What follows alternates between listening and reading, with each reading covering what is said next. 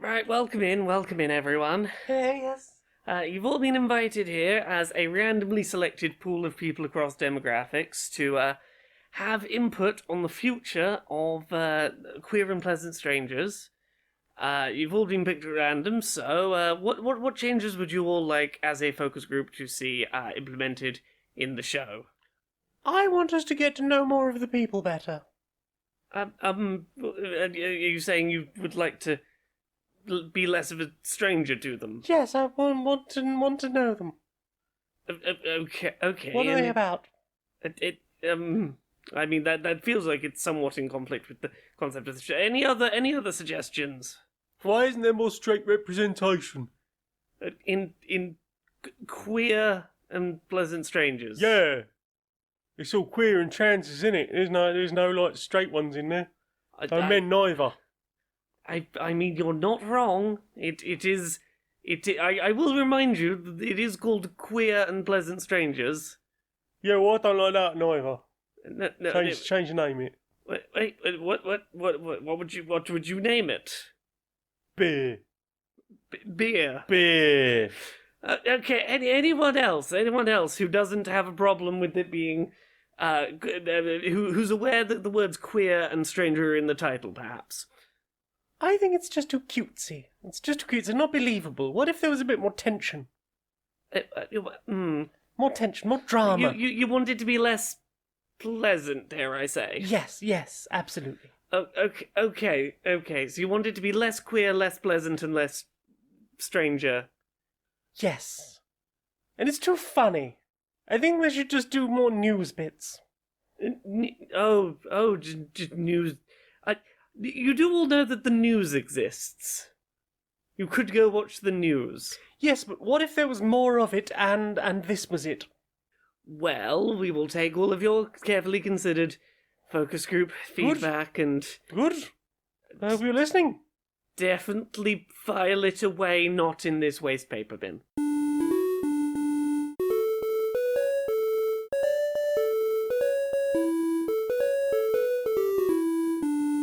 Greetings, strangers, queer and pleasant. I'm not Laura Kate Magnet Dale. And I'm not Jane Aerith Magnet Dale. And welcome to another episode of Queer and Pleasant Strangers.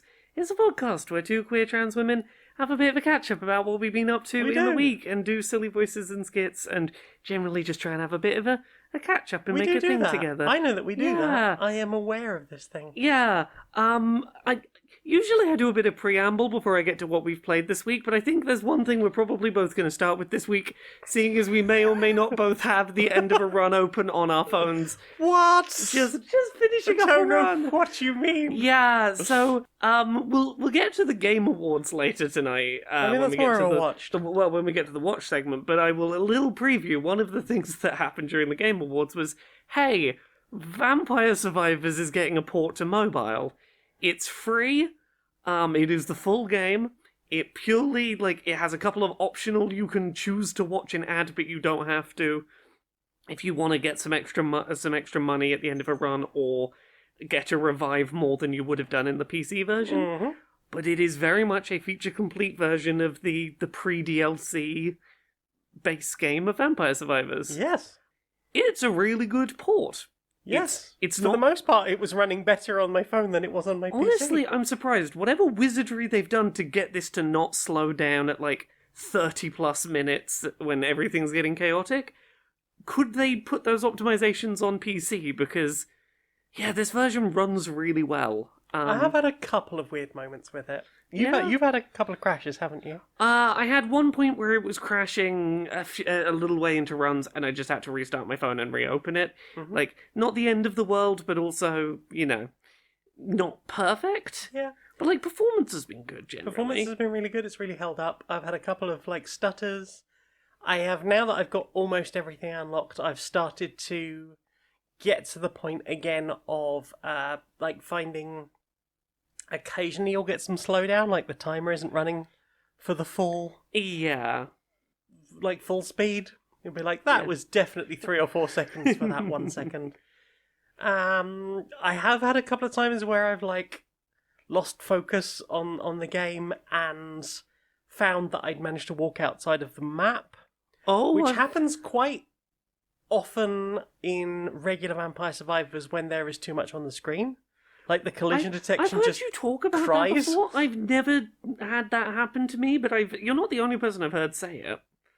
I don't know what it is, but yeah, I've especially on Gallow Tower I found, Yeah. and that's just occasionally like I'll zone out and I'll still have my thumb on the screen and be like, oh, I am outside the map. Hopefully I can get back in. I had one on the inlaid library the other night where I was desperately trying not to fall asleep because I think there was something else I was waiting for to happen. So I was like, yes, I'll just lie in bed with a bit of Vampire Survivors on.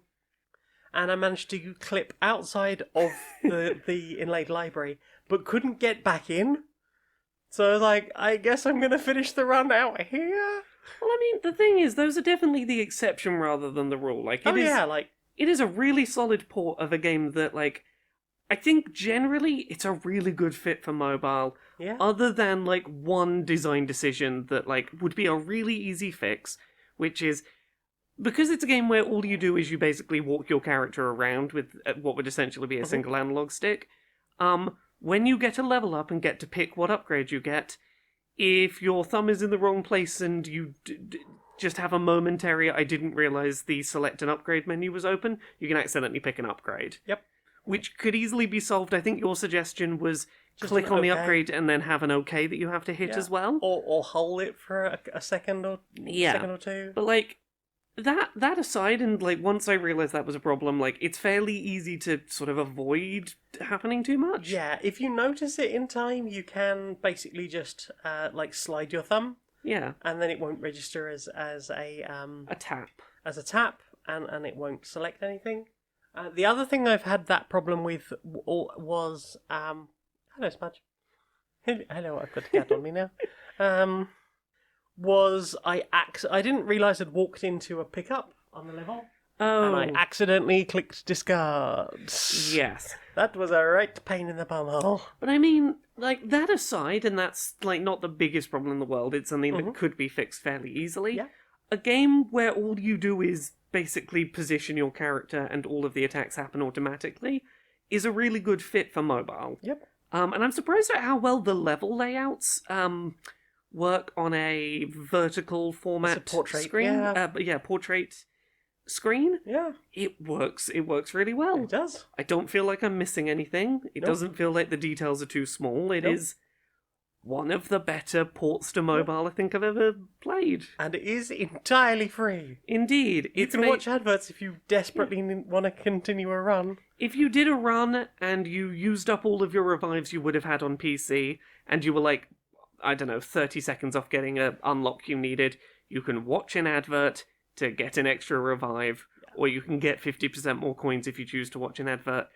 But it's not like the default is watch an advert and you have to opt out of it. It's like, no, it's there as an optional button, but all of the advertising in this is entirely, you have chosen to watch the advert. Yeah, and that is the only monetization, and I'm super okay with that. Yeah. Like, I mean, we've talked plenty of times about how can we give this developer more money because we bought this product for not very much. Yeah. And now we've enjoyed it on two separate systems. Yeah, like, we've both gone like, hey, this is a good excuse to just play that game from the start with none of the things unlocked and just power through and re-unlock all the things. It's a really nice port of a game that we already like. Yeah.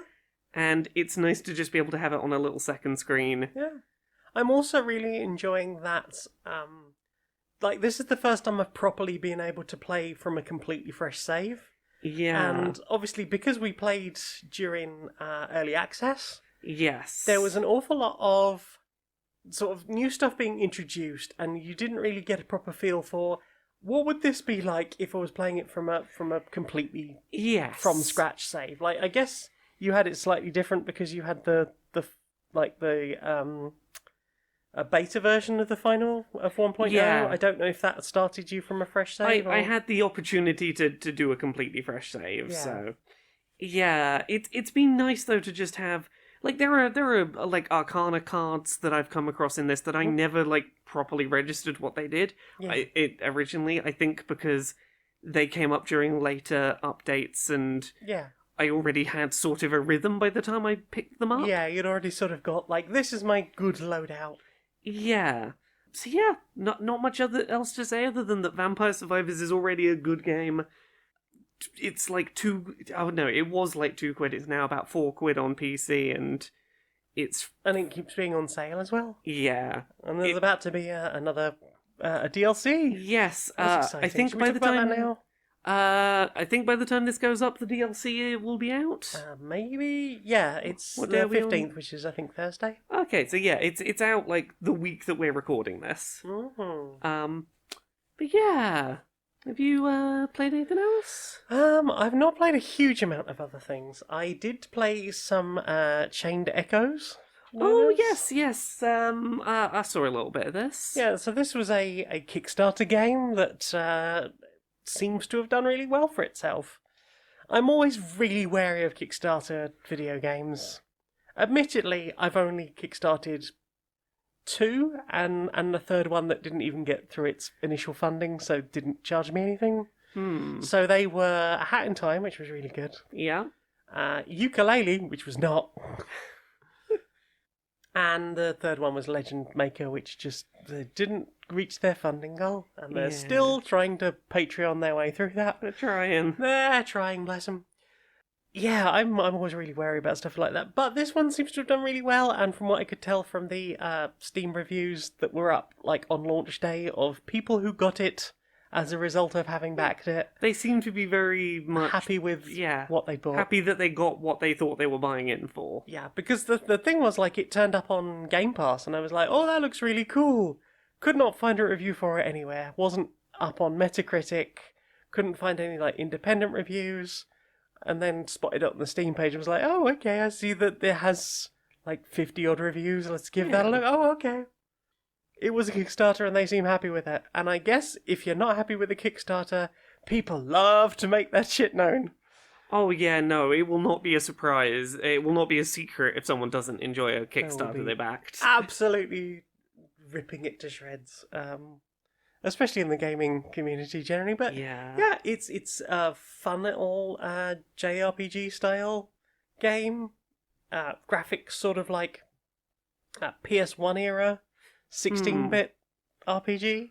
You are a young man who joined a mercenary group, and they'd basically sort of fallen on hard times and taken this essentially a suicide mission, Yeah. which turned out to be more like its namesake than expected. And no. this war that had been raging for like 150 years was brought to a close when they broke into this castle, tried to destroy this crystal. A massive explosion happened, and then, like, most of that whole continent, or most of that whole country were wiped out. But two of the people who, from the intro, from, like, including our young protagonist, and, like a couple of extra, like, people, like, it seemed like a huge amount of destruction was done. Yeah. And then you're, like, skipped forward to a year later where your protagonist is like doesn't want to get out of bed. Like his wounds have long healed, but feels really guilty about the fact that he was the one that tried to destroy the crystal that caused all the injury. Yeah. Even though it's technically bought piece. Yeah. But it is a shaky piece, and the scripting for this is a little bit weird.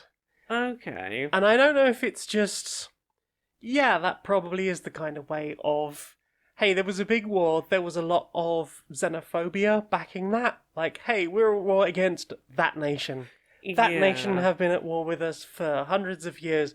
We don't trust that nation. And a lot of the NPCs are talking about things like, oh yes, this is a fake piece, it's not a real piece, it won't last, we have to get back to war so we can have a real peace. I'm like, Yes. what? I don't think that's necessarily unrealistic, in that there is certainly something to be said for... there have been examples historically of politicians negotiated peace, but people still have lingering xenophobia, and that manifesting as, no, they're probably just plotting to still come and get us. The only real peace is if we destroy them. Like that, it's not an unrealistic... Yeah, I mean, I get it, but also, like, After 150 years, wouldn't you want peace? I feel like anyway? 150 years is long enough that, like, I suppose at that point also war is all you know, so Yeah, maybe. yeah. But it's interesting the way there are several times where you're like running around a castle for a bit and doing some interactions, meeting a new character who's supposed to be like thousands of years old, then escaping into the sewers and going down to like the docks area and finding like all the poorest people. Yeah. And even like the richest people in the docks, they're like, "Oh, it's always great down here because this was a nation that wasn't part of the war, and we kind of stayed out of it, so we always had plenty to eat and drink, no matter what else was going on." And they go right down into the docks, and there's people going, "It doesn't matter if there's a war or not. We've always had fuck all." Mhm. So it's quite an interesting range of like opinions about things. Yeah. Even though a lot of the unifying factor is we should probably get back to war so we can have the peace that we want. It sounds like some neat world building that isn't, too formulaic. Yeah, I'm like 11 hours in now, and I'm enjoying it so far. Even if sometimes it is a little bit tricky to work out exactly what is best to do. So it has like a turn-based battle system, which I Okay. quite appreciate, just the fact that you can sort of get on with things. There's a sort of rock, paper, scissors system where Yeah. some things are better than others. There is an overdrive gauge that you're, at the start of the fight, you're sort of trying to fill it, and it's in a neutral position, so you're using a normal amount of like magic points to use Yeah. your skill stuff, and you're using a normal amount of you're receiving a normal amount of damage in HP, and so are the enemies. Then you hit like this green bit of the bar, and the ultimate goal is to try and stick within that green bit of the bar. Oh, So you'll do things that will drive it further up the green, Yeah. and then it'll be like, hey, this is the element that you need to cast or use in order to bring it back down. If you go into the red, everything does you more damage, and you're spending more tech points in order to use your skills. Okay, so you're trying to keep in a very sort of narrow sweet spot of It's not that narrow. It's about half of the bar, okay. but you do have to sort of manage it quite carefully, because if it goes wrong, it goes really fucking wrong. yeah. Okay, that's a unique gameplay mechanic. I can't. It's not think. one I've seen before. I quite like the fact that you can, like a big problem can be if one of your characters gets knocked out and they are the one that does that particular type of skill. For the most part, it's like, oh shit, I cannot bring this down until it changes automatically in about a minute. Okay. I think it changes automatically after a number of rounds, but up until that point, it's like, oh, we are fucked. You can only have 4 characters in your main party, Yeah. but also you can have like sub-characters assigned to other characters. It's like, these are the 4 main party, those are the ones that will show up at the beginning of any fight. Yeah. And at the start of the game, or sort of once the game has settled down a bit from introducing the 6 characters, Yeah. you're like, well, I've got 6 people and only 4 slots. So 2 of them are assigned as on like the secondary for various characters. So on that character's turn, you can go, I want to do this thing with this character, or I can swap them out with their backup. Okay. And there is no penalty for that. You don't have to like let them rejoin the like lineup. They will have their own health bar. They'll have their own tech points. Okay, so it's not like, say, Pokemon where switching out leaves that character vulnerable for a turn, Yeah. like that. There's none of that, you just... None of that. Can you swap back and forth as often as you like? Yeah. Okay. It's just they are not in your main party. They're not going to be the first ones that arrive on scene. So if you've got someone who like sets up the buffs at the beginning of a round, Okay. you'll probably want them on the front line. But maybe once those buffs are established, you might go, I want this person to come in because they do bigger hits. That's really interesting. It's a really interesting idea. I'm enjoying it so far. There is another aspect that I haven't quite got to yet that was kind of shown in a cutscene at the beginning, that there aren't just your characters. They will eventually get these things called sky armors, which are Okay. basically mech frames. That's what I was gonna assume. They look kind of like classic knights in armor type lookies. But they can sort of, I'm guessing, Sometimes fly? they will usually have guns. Okay. And they fly. And like the main protagonist is like a really good mechanic and apparently a really good pilot of these things. Oh yes, you were telling me about this. Yes. His dream is, in the event that the war goes over, he wants to have enough money that he can buy himself a sky armor of his own. And everyone's like, what are you going to do with it? It's not really designed for anything but war. He's like, yeah, but I just want to have one that's mine. I was playing it on stream and chat were like, I don't know, start your own PMC. Something horribly immoral like that. Like, I think I was, when you were telling me about this, I suggested, it's like those people that fix up classic cars that will never be road legal and they won't actually be able to drive, but they just want to be like, yeah, but I want to have one in working order and it's mine. And you go, brum brum. Yeah. And make the good old car noise sound of engine. That's probably how old cars sounded. Brr, brr, brr, brr, brr. Yeah. Yeah, I'm really enjoying it so far. Apparently it's like 40 to 60 hours long.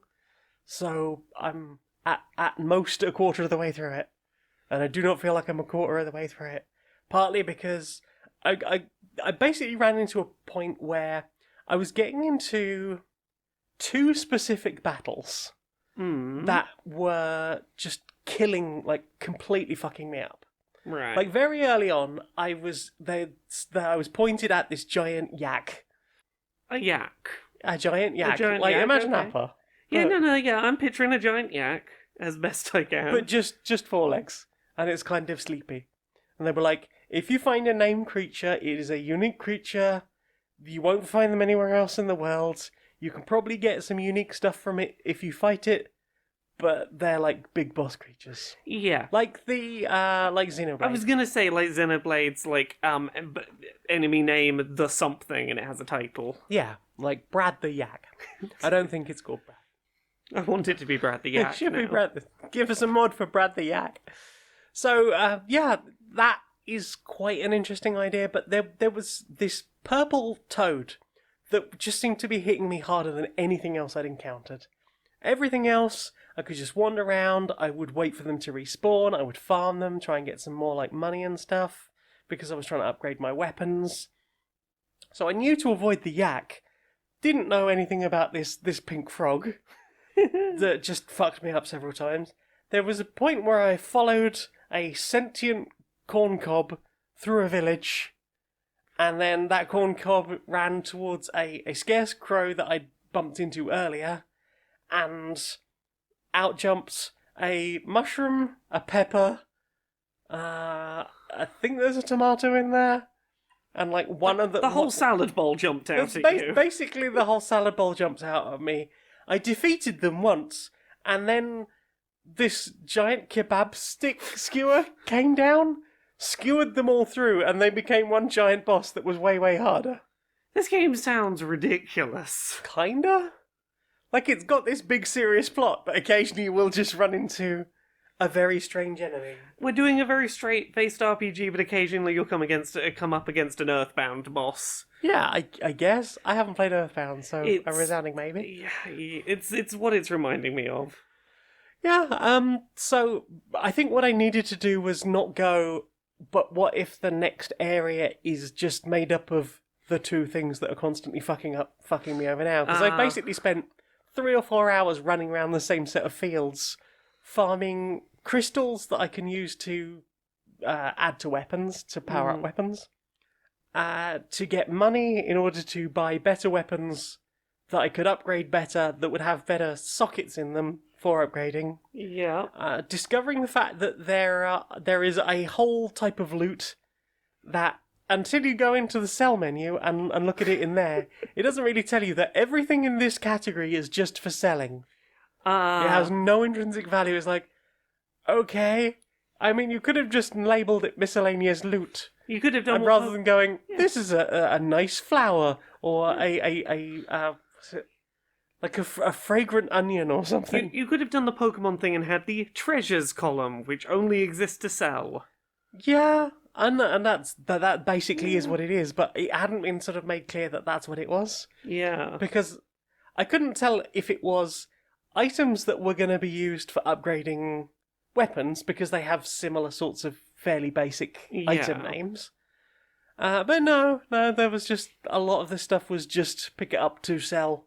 I was like, cool, I've now got enough money to do all the weapon upgrades that I've been desperately trying to get money for up until now to do. But yeah, so enjoying it. It has lots of different aspects, lots to explore, and a whole bunch of stuff I haven't even really found yet. There's the reward board. The reward board? The reward board. So you will... It's kind of like a quest system, but you go into it, it's like a big grid of, hey, you did this thing for this person, and that's that reward. And you did this thing over here, right next to it, and that's a reward. But because you've done two things next to each other, they chain.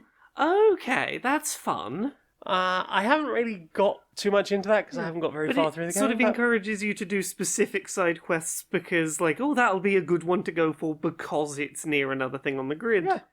And eventually, like, forming a big chain. I like that. It feels like it would make a lot of side quests a less overwhelming thing. I guess There's a place to start with. Yeah, like, I've seen screenshots of the reward board once it's open, and it looks pretty damn cool, so I'm excited to get more time to sit down and actually play this. But yeah, that is Chained Echoes, available as part of Game Pass, and I think it's like 22 quid at the moment on Steam. Nice. What about you? What have you played? Well, I've been playing around a little bit with my fancy new toy that's shown up this week. Yes. I've been playing around with the Analogue Pocket, which Analogue, you mean? I've been waiting for like a year and a half for it to show up.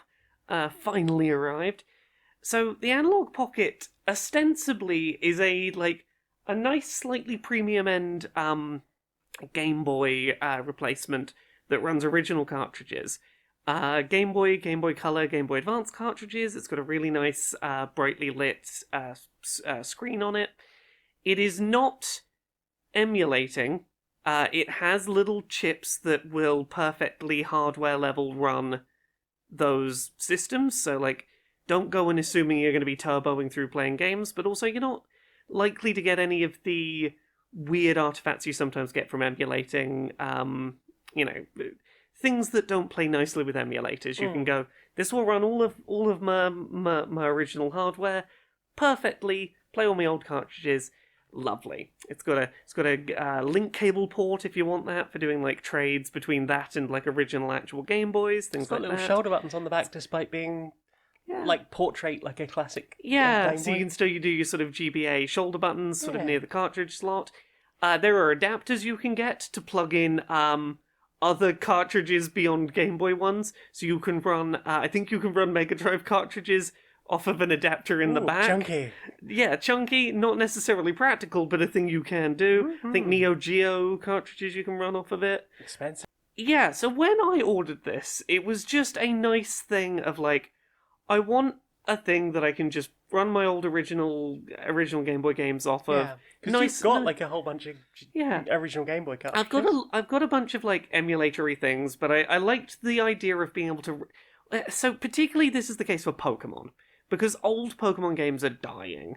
They have internal batteries in them that are dying, and you wanted to rescue your original Team Blue. Well, see, part of this for me is like, I know how to, in theory, replace a battery in a Pokemon cartridge. I've done it before. Okay. But Pokemon cartridges, like, there's only so many times you can really take them apart, replace the battery, put them back together, before it starts getting a little flimsy. At that point, you're just gluing the whole shell back together. Yeah, it's not designed for, like, long-term as a solution. Yeah. And I like the idea of something I can run original cartridges off. I can use save states, so that if the internal battery has died, I can still run save states. I'm not going to lose my saves. But also where I can back up the saves. I can back up the saves. I can do things like that. I can. It just seemed like a nice way to preserve some of that stuff that can't actually move. Like original cartridge Gen 1 Pokemon can't move. I think Gen 2 is the furthest you can get them. Gen 2 to 3 doesn't happen unless there is someone making a weird adapter to trade between Gens 2 and 3. Yes, that I talked about on this show a while back. But I was like, cool, that's a nice thing.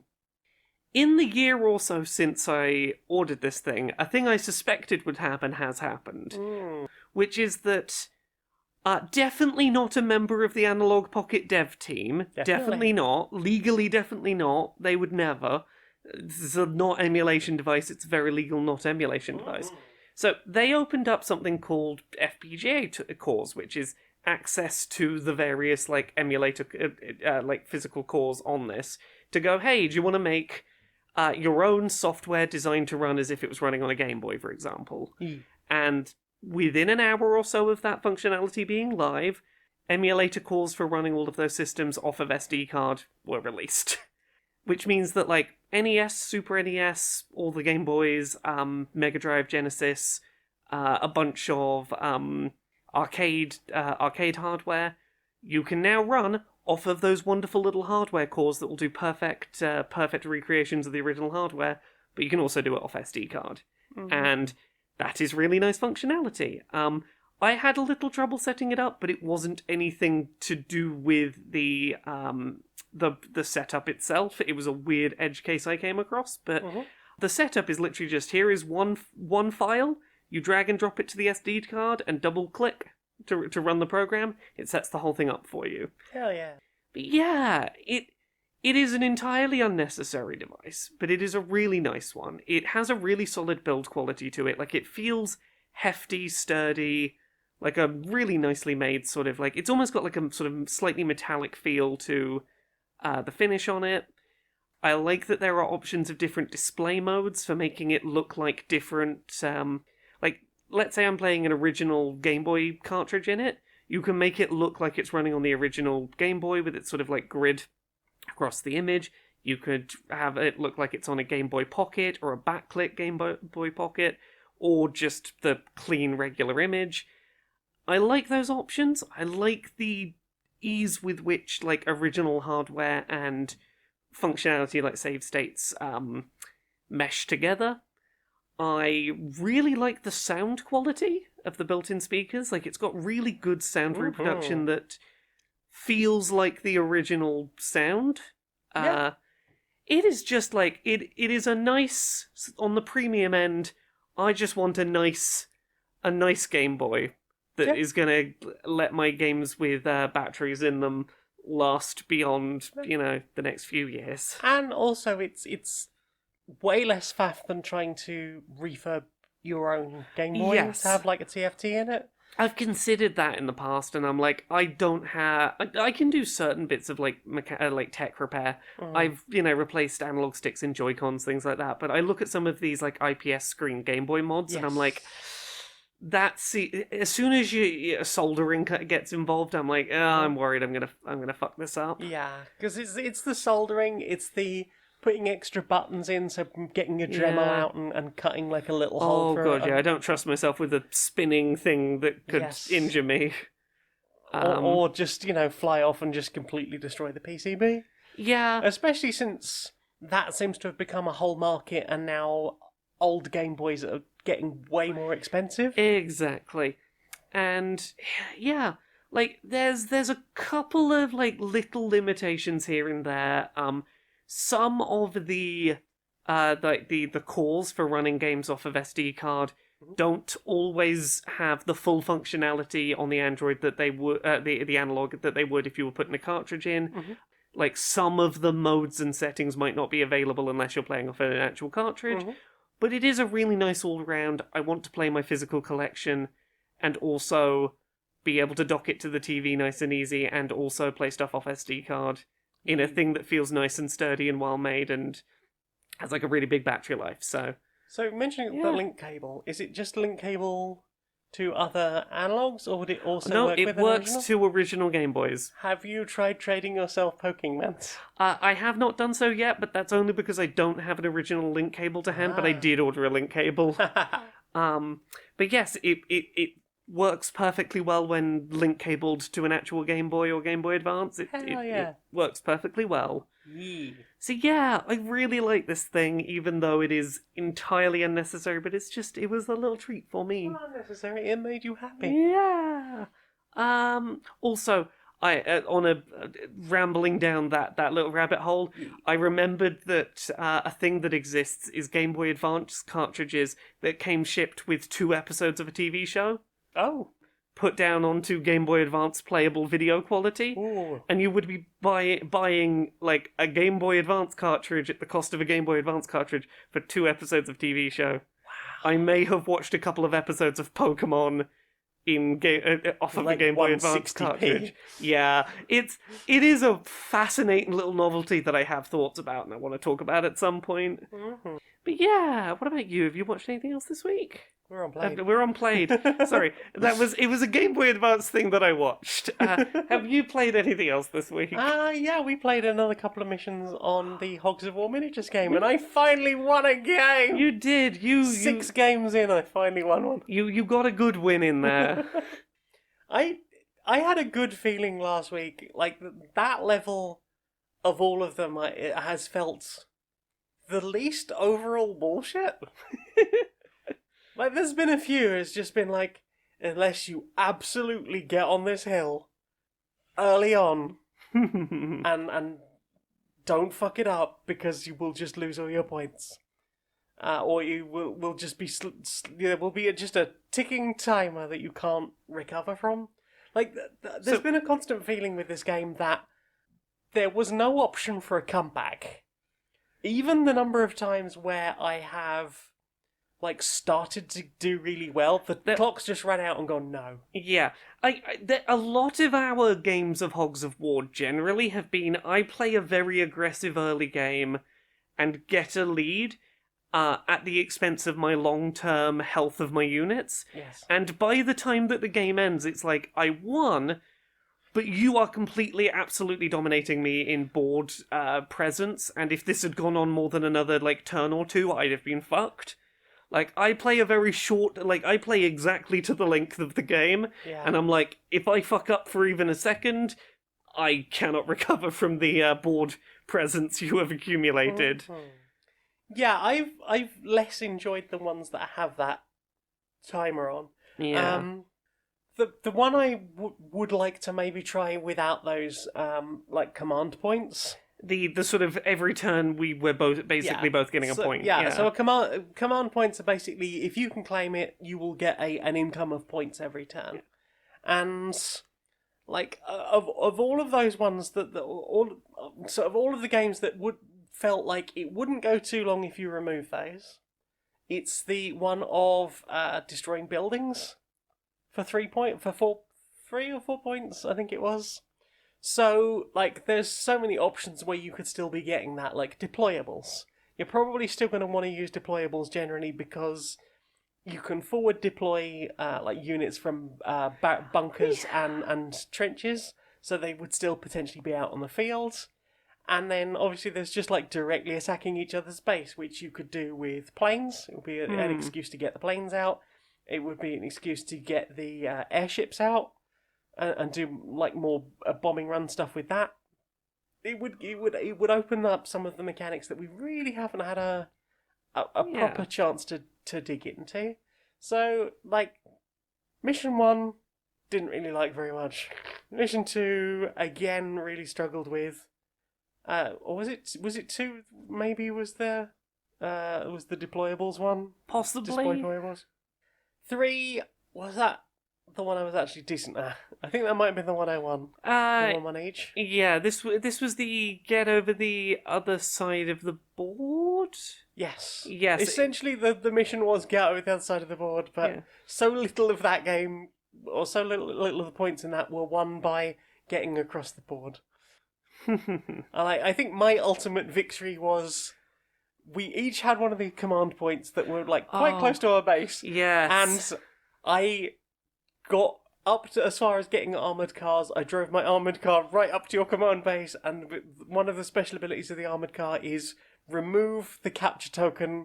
Like, they can't claim it, they don't have that ability, but remove the capture token from a claimed building, and that just meant that I was getting a point that you weren't. Yeah. And you were, 1 point away from winning?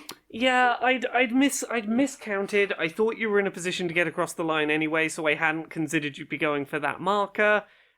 There was no coming back once I realised what I'd overlooked. Yep. Yeah, you got Because at that me. point, I think you only had like 3 units. Oh yeah, no, I'd entirely gambled on my jetpacking medic pigs being able to get over the line, and I It was threw it up a really roll. good thing. You had a couple of really bad rolls on that. Yeah. Luckily, you still haven't had one where you've had jetpacking orderlies that ended up actually fully exploding. No, I've just had a few where I wanted to do double jumps and I could only do a single because I did a bunch of damage to myself. Yes, but yeah, it's that I think was my favourite mission. The one we just did, I probably don't think I will set up for a second chance at, was a King of the Swill mission. You had a donut of mountains in the middle. Now, the mountains that are harder to get onto, full stop. Yeah. Because it takes 2 actions, and most units only have 2 actions to get onto them. You can't get planes over them. You can't get any land vehicles onto them. So it's just, if you're gonna try and get anything over there, it's got to be an infantry unit, and you've got to make it as quick as possible. But also, you can't make it that quick. So, as soon as anything gets wiped out, unless you can forward deploy, which you could, into that donut, it's almost impossible to recover from. Yes. And despite my trying to work out other ways around the thing, you just by virtue of being able to hold on to that point, you absolutely had it. And even when I finally managed to, destroy the bunker, it just wasn't enough. I came up with a good plan to get a jump start into that centre, and I hunkered down before you had a chance to establish a foothold. Yep. Yeah. No, that has been my least fun so far, but the next mission is the Catch the Pigeon mission, and I am excited to see how that goes, because that is a whole new mechanic that we haven't tried out yet with the carrier pigeon. It's going to be flying around the map, and we're going to try and either encourage it to our base, or while the other person is holding on to it, shoot it down so they lose points. Yeah. So yeah, I'm curious to see how more Hugs of War goes. But yeah, I am enjoying it. It's a fun little 60 to 90 to 90 minutes to 2 hours war game that's it doesn't do any of the stuff that a lot of war games do in the board game space. Yeah. Because board games for the longest time have yes, we're going to do very accurate historical recreations. We're going to do Memoir 44. We're going to do Undaunted. We're going to do actual Nazis fighting actual allies. And you're just going to have to deal with that. And I prefer the separation of it's either something ridiculous or it's something fantasy. Yeah. For my war games, I don't want to. You don't want to be. I don't want about anyone at the the table to grim have to be realities of real war. I'm not adverse to pondering the grim realities of real war. I just don't want it in my entertainment time. You don't want anyone to have to be a Nazi for fun. Yes, no one has to be a Nazi for fun or profit. Because no, down with that sort of. What about you? What have you played? The only other thing I've played really is I'm still playing Pokemon. Yeah. I'm plodding away with my shiny hunting. I've been doing a bunch of shiny hunts for Pokemon, not from this new generation, but from past gens that I didn't shiny hunt in their respective games. Uh-huh. So it's been a lot of filling in gaps in my overall big collection. There are 73 species, I think, in in Scarlet and Violet now that I don't have shinies of across the series. I think 20 or so of those are still ones from past gens. About 50 of them are new gen ones. So I'm just plodding my way through that. I did the maths, and if I haven't miscounted at any point, I need to check Pokemon Home and double check this at some point. Once I complete Scarlet and Violet's shiny collection, I will be down to something I think 80 Pokemon total across the whole series that I don't have shiny. So I'm cracking away at it. I finally did my shiny hunt for shiny Paldean Tauros. Fuck that. You got it on stream. I got it on stream. I found a way to recognize it in a crowd, but also fuck, I would never have noticed it naturally if I wasn't looking. Oh. The method is tilt the camera so you're looking directly down from as high up as possible. Right. As you get to a group of these Tauroses, and it's easier to do with a group spawn of them because you have them to compare. Yes. You're looking for one where the mane is lighter than the face and body rather than inverse. Like, that's what I was looking for, was I was looking at, instead of going grey face, black mane, it's grey mane. So I'm just, like, looking for the face and mane to be swapped around. Right. The mane is a big enough thing to be looking for that I was, like, not even looking that closely. I was like, gut reaction, does a mane look wrong? Go for it. Mm-hmm. Took me, like, an hour. It's one of the few shiny hunts I've had to do where I had to do 2 sandwiches, and even then it was right at the end. I feel like I probably ran past some shiny Tauroses on the way, but I got it. I did it. And I take it Taurus isn't one of the ones that has a bunch of different evolutions that you would need to catch multiples of? It has at least 2 more forms in this game. No! It's got 2 version exclusive forms, which I'm going to hatch them out of eggs the way that I will end up doing with starters rather than trying to get them in the wild. Okay. One of them has a water type Paldean Taurus and one has a fire type, and they look basically no different. So I'm just gonna hatch them out of eggs at some point. I'm not subjecting myself to this. That's fair. I was like, look, I have to do this hunt at least once because it feels like a rite of passage this gen for shiny hunting. But I've been doing a lot of the Pokemon. The last couple of days I've been doing a bunch of the shiny hunts where I'm like, I know this one's going to be bullshit and I want to get it out the way. Yeah. So I did that. I did Floette, which is a tiny little fairy holding onto a little flower that's like floating in the air, but it's absolutely fucking tiny and the colour change is minimal and very small. So I just went around a field just murdering and murdering and murdering, going, one of you refused to be battled. Surrender the shiny or I will kill some more. Yeah, I ran around a field looking for a caterpillar that was the wrong colour, but it's so small it was like tiny in the grass. What was a little pink friend? Little pink friend. Oh, poor me, poor Mott, poor Mo. So The little cute. pink hamster family They were so that learned cute. to stand up and then got slightly taller. Yeah. Yeah. They were like, oh no, please don't hurt us. And you were like, hello, you're just a little hamster. Yeah. They're little friends. Don't worry, and I just- want to do a little I'm just looking for a little pink one. It's okay. Yeah. Hi. Hi. They were very cute, right? They kept doing little question marks at you. Yeah. Just like, oh, it's okay. Just like a okay. real hamster. Yeah. You could sense the heartbeat. The thing that isn't me. No, Honestly, pretty much. So yeah, that's what I've been playing. You played anything else? That's about it. Well then, time for this. Oh gosh, I stayed up so late trying to make all of this delicious stew and this delightful cake. But alas, I have run out of the equipment that I need in order to whip my cream swiftly without me having to whip it with a noisy blender. Are you having a 2 a.m. cooking emergency? I am. I have so many herbs to chop. Do you need to whip cream for that cake? I do, for exactly that cake. Do you need this novelty acrylic rolling pin? Yes? That's definitely what this is. It's got a weird bulb at the bottom that's going to be difficult for rolling. Don't worry about that. It's 2 a.m. cooking supplies here on Delivery Service app. We've got all the things you need for middle of the night cooking.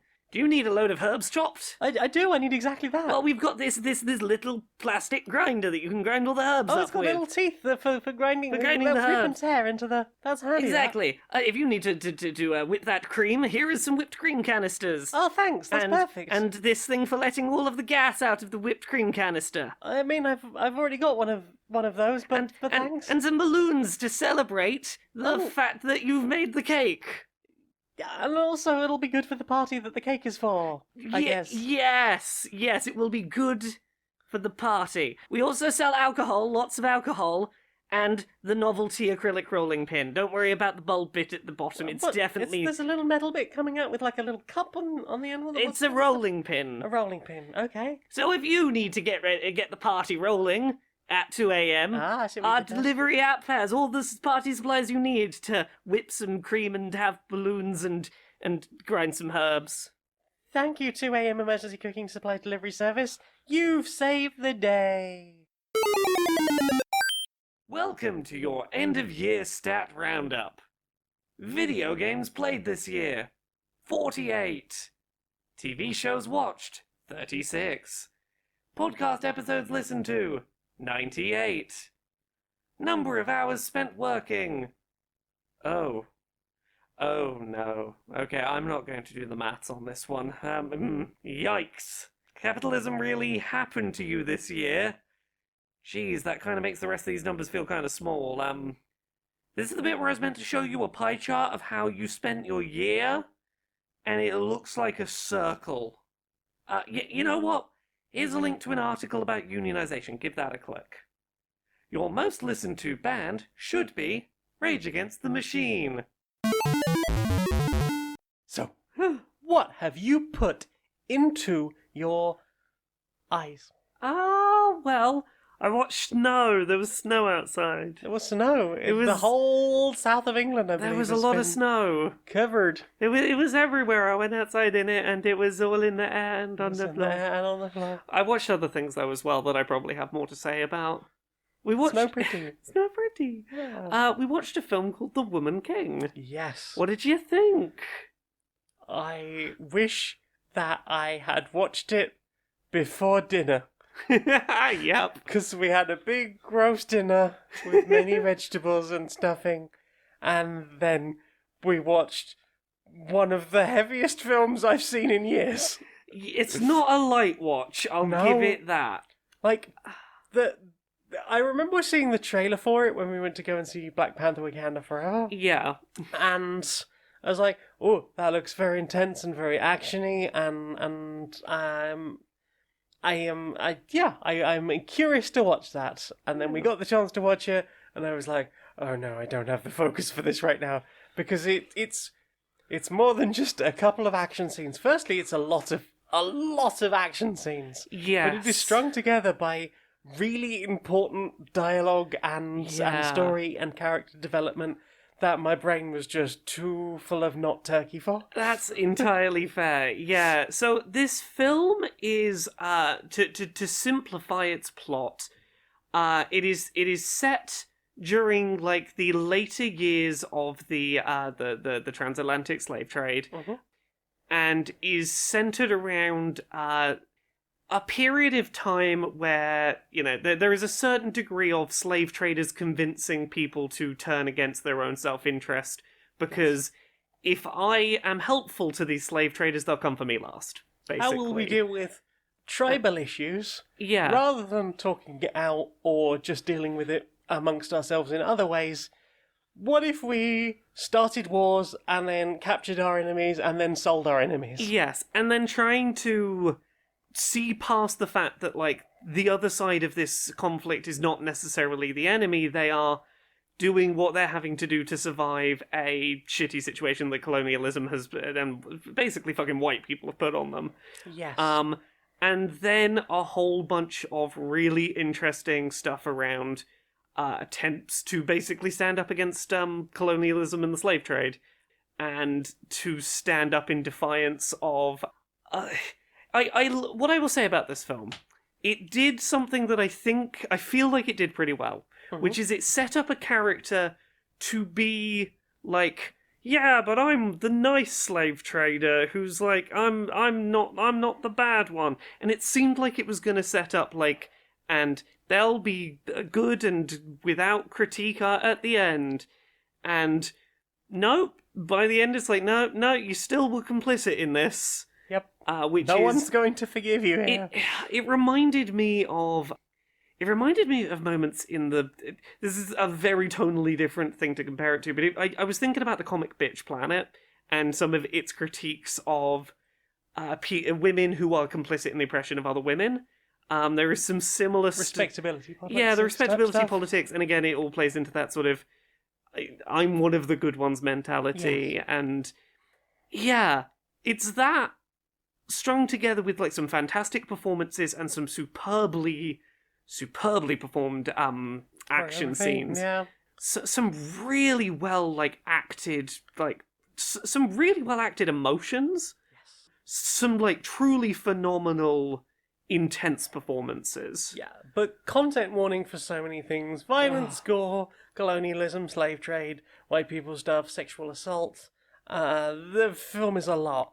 Yes. And we've talked about the what's going on overall, but we haven't really talked about the main sort of aspect of this film because it is largely from one person's perspective.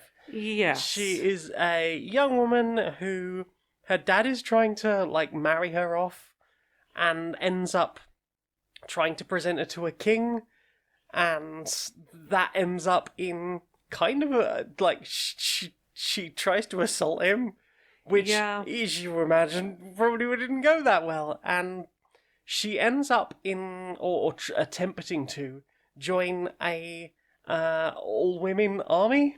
Yes. And in this particular group, they like this particular army is held in incredibly high regard. Yeah. Like, people generally do not fuck with you Yeah. in any way, look at you, It is question you. It is sort of best of the best. Like, they are revered societally, but very much like to the degree of men, do not fucking look at them. You do not deserve to look at these amazing women. There's some sort of like nun-esque comparisons of like you have to swear celibacy, you have to like commit your life to essentially, I am part of this sisterhood army and that is what I am, and I'm sort of committing myself to a life of this. Yeah. Yeah, and a lot of it's through that, like, her struggles to be considered worthy to be within that. Yes, To train to do that. The leaders of that group, I'm trying not to do too much in the way of spoilers. There is like a lot of deeper plot around various characters. The mentor character is really funny. Oh yeah, but also really hardcore. There's some really sweet touching moments. There's some really harrowing moments. There's some really gory moments. It is. Like we started by talking about like the sort of narrative things that are happening, but I think like the core of this film emotionally is this group of women going through a lot of things together, and be that going through war, going through the bonding process of being a group and finding community, be it going through the things that have been done to them and that they've had to come out the other side of. It is a story about, in many ways, about womanhood, and like a lot of the stuff in this is really like fascinatingly acted in a way where I look at it and go, we so rarely see portrayals in film of women like this. Yes. And hopefully this means that we will get more strong women, and strong women who are also able to be vulnerable without being bitchy or pushing other women down in the way that we get a lot in like American stuff. Yeah. It is a hell of a film. Yeah, but you maybe want to make sure you're in a strong headspace before watching it. It is and that you have time to properly focus on it. Yes, it is definitely a film that you need to be ready for. This is gonna get heavy and deal with like complicated, nuance conversations and heavy emotions, and tackle them very well, but definitely also it doesn't fuck about at all. It does not fuck around. But yeah, I think it's another film that I would like to like plan ahead, plan to watch, knowing what's going on. Watch it earlier in the day, not after a big meal, when I've had my meds, rather than not actually having my meds that Sunday on Sunday because we were just having a nice chill day. And just go into it and focus a bit more on it, because I think it is a film that deserves that. Agreed. But of what I got of it in my sleepy, snugged in a blanket on a very cold Sunday state, like it's a film I would really like to at some point down the line watch again. I feel like there is a lot to take in and a lot I want to review. Yes, but from what I gleaned, amazing work from the cast, and yeah, I hope we get more films like this from whoever wrote this, whoever casted this, whoever was involved in like fight choreography for that, because there is some amazing fighting in this. That there is. Yeah, did you watch anything else this week? I watched a whole bunch of stuff this week. This week has been a very watch-heavy week. Tell me about some of the things you watched. Oh, I will. I will tell you about so many of the things I watched. Well, I will. I will. I watched... Oh, very hype. I watched the Spider-Man Across the Spider-Verse trailer. I watched it as well. I watched it once, and I'm like, I'm not going to go back and nitpick and try and find... nitpick's not the right word. I'm not going to go back and try and find cameos. I took it in and went, cool. I saw a bunch of Spider-Peoples from Across the Spider-Verse, and I didn't know who all of them were. I think I spotted America Chavez in there. I know Spider-Punk is in there, which I'm excited about. I thought I saw the jacket. The America Chavez jacket. I could be wrong, but she does a lot of like dimension hopping, so that would make sense. Yeah. But yeah, the artwork is as incredible as the first one, and still somehow managed to do amazing, surprising things that I was like, this is going to be another one of those films where if it ever ends up with one of those bot Facebook pages of every single frame of this film. Yeah. Like, every day is going to be worth watching on that. Yeah. It's... What I really appreciate about that trailer is that it achieved doing the thing that I really appreciate, where a trailer doesn't give too much away about the actual film, but still gives you a sense of tone of what to expect, in that it was largely just a conversation of someone going, hey, Miles, look after yourself. That is narratively all we really got, while seeing a bunch of cool shit and going, yeah, I'm on board. Yep, we're going across the Spider-Verse, and there will be many spiders. Many spiders. Maybe some of the spiders will be not nice, and some of them will be nice. Yeah, but yeah, I'm excited for more of that, because the first one is so beautiful, the soundtrack is amazing, and it's a really good story as well, and I got to see a whole bunch of spider peoples that I had never seen before, so... The first film is one of the best examples ever of realism does not need to be your aim in animation. Oh, 100%. Like, it's... you can do so many good things when you get creative. Yeah, I am ready for this film to come out, and then for Arachnovelt to explain who all the different spider people are to me. Yeah. I do love all the, like, hey, do you want to know who that is? I will tell you. Thank you. Thank you for educating me on 50 years of Spider-Man. Yeah, occasionally I'll in Twitch chat just have like, oh, it's Arachnovelt's Comic Corner. Tell me about a Spidered Man. Who's a Spidered Man today? Who is spidered on this day? What spider can I learn about on this day? Arachno facts are best facts. Anyway, so tell me about a thing that you have watched. What things have I watched this week? I watched the Game Awards. Oh yeah, I watched some of that. That I was in bed by 3:30 in the morning, which is like not as bad as some Game Awards have been in the past. Yeah. Here is the summary of everything you need to know. Skipping the adverts for a second. Christopher Judge won best performance in a video game for his role as Kratos. Okay. And gave a very lengthy speech to the point that they started playing music to play him off. But the problem was that his speech was so good that it just sounded like dramatic backing music to his speech, and has made his speech even more impressive.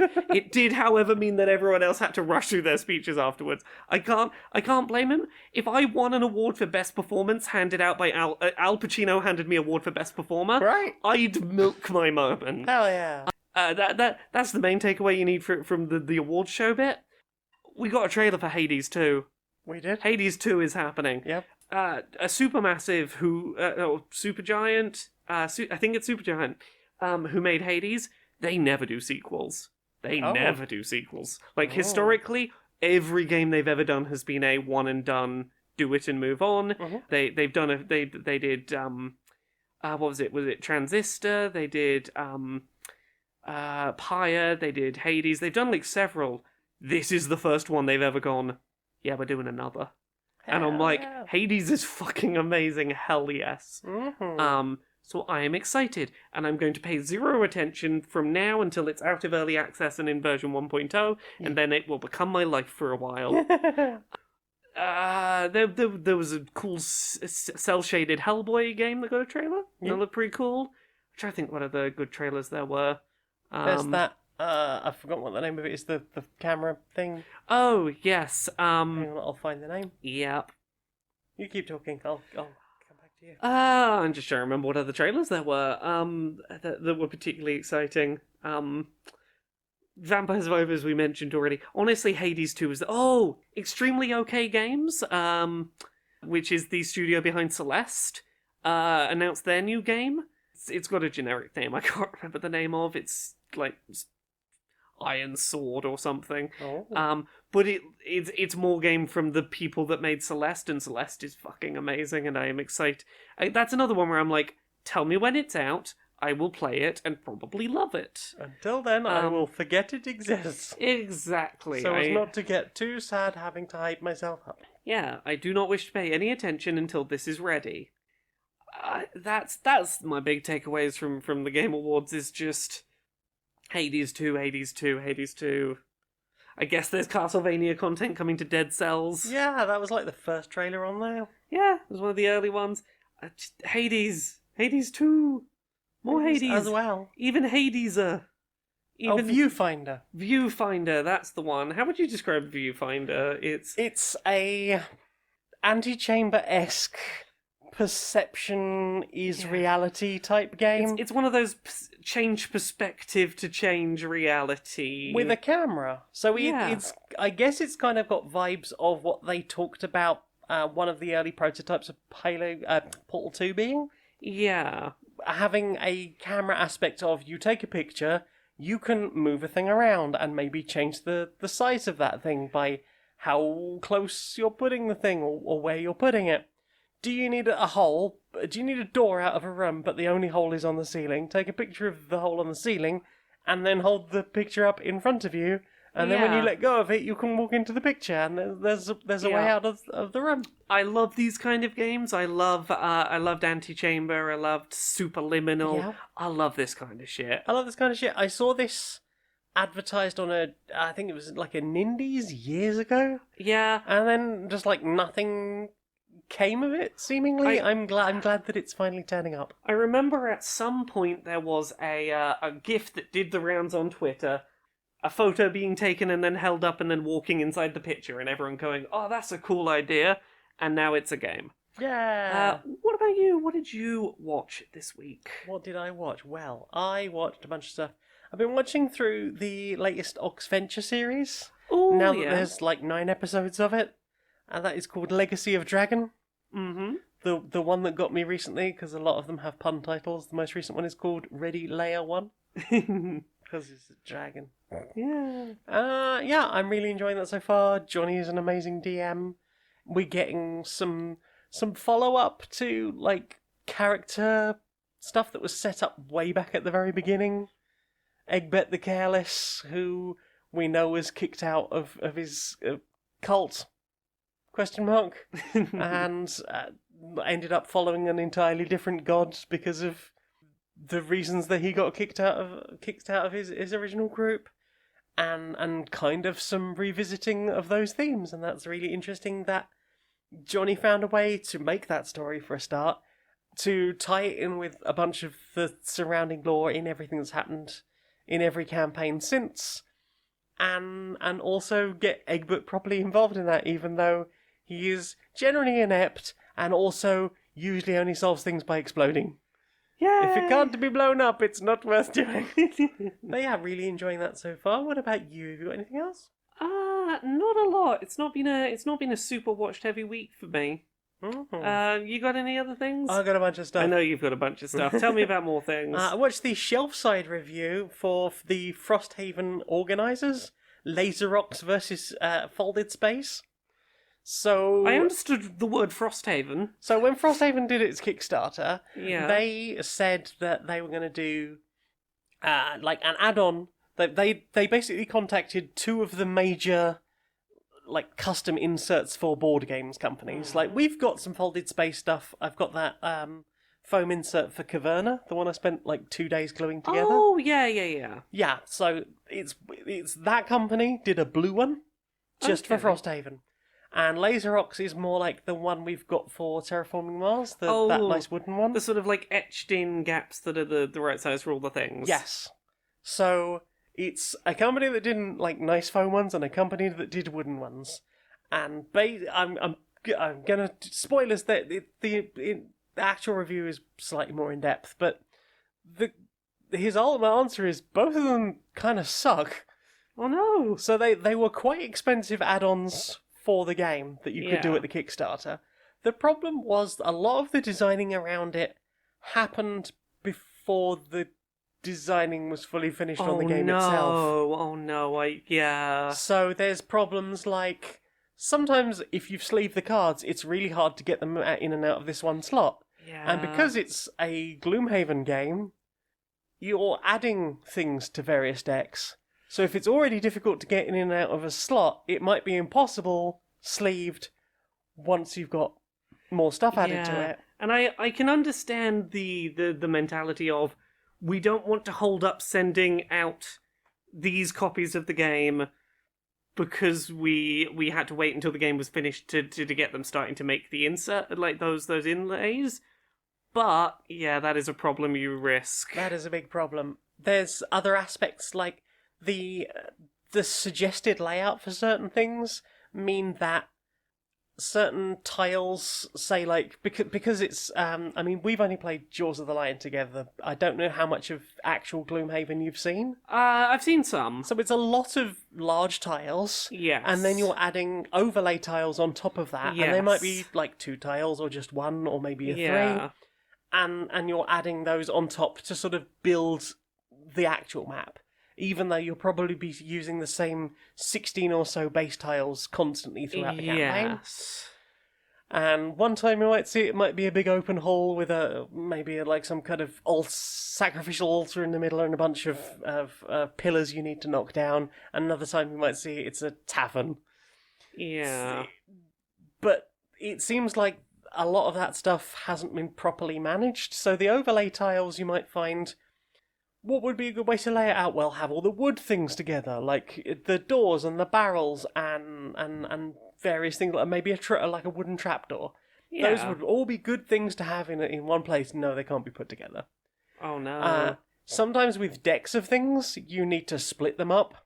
So rather than going, I'll put all of those and all of those. I've split the deck in half. What if you need to split the deck in 3? It doesn't actually work because the number of things of each classification. So I don't know about you, I suspect you are the same as me and be like, no, if I need to put all of the wood and the leaves in here and the apothecary stuff needs to go in a separate pile and I cannot mix the two. Oh god, yeah. Yeah. It's a lot of that sort of thing. I'm a big fan of your desire to sort all of our board game components into the little cupcakes so that no two things share. Yeah. Yep. A lot of that sort of stuff. And his ultimate conclusion was the base thing that actually comes inside Frosthaven works way better than either of the two things people paid money for. As someone who's getting just the regular version of Frosthaven, I'm glad to hear that that's good. Yeah, and he gives recommendations for how you can make the base box even better and more manageable. Because one of the problems is most of the organisers, or both of the organisers, have either tried to do a thing where it's difficult to find all of the monster standees, monster cards, monster decks, and the turn order tracking stuff. Yeah. Either because, in one case, I think they're all sort of stacked on top of each other in a series of trays. Okay. And in the other version, they're all, like, front to back, horizontally stacked, or vertically stacked. So all you're seeing is the top of cardboard. Yeah. And if you look at it from one end, maybe you're seeing...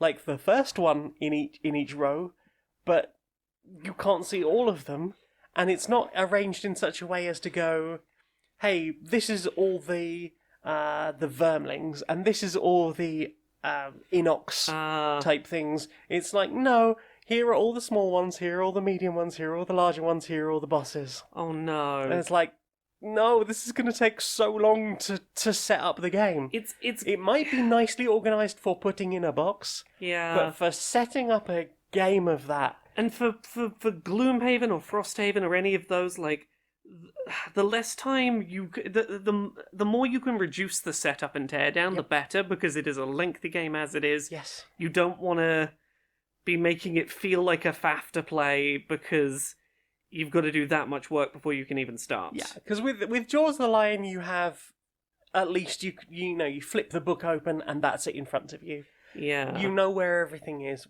With Gloomhaven, you did have to do like find all of the board pieces, put them together in the right order, which is why a lot of people ended up getting accordion files and then just numbering them.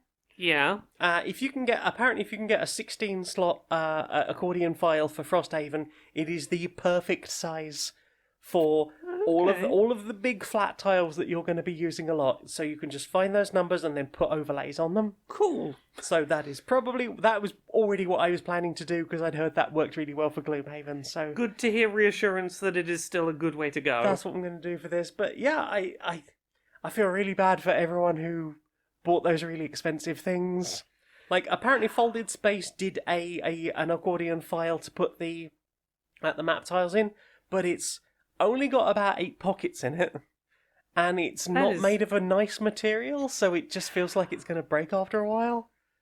And with those map pieces, they're going to come in and out of there quite a lot. And that is a real shame from two companies who, from all accounts, generally do good stuff. Yeah, but usually it's stuff they've done like post-game launch, and they've looked at the practicalities of these things, rather than going, how do we fit the stuff in? They've been able to see the game in real use cases and work based on that. Yeah. Go and watch the whole thing. It's very detailed. If you are curious about Frosthaven, it's going to take up a whole bunch of space. Did you want to get on, or shall I just rattle through? I've got nothing else really. Okay. So yeah, tell me what else. We watched together the Did You Know Gaming, The Hunt for the Lazy Gamers Christmas Dinner in a Can. Oh yeah, the Christmas dinner. We did watch.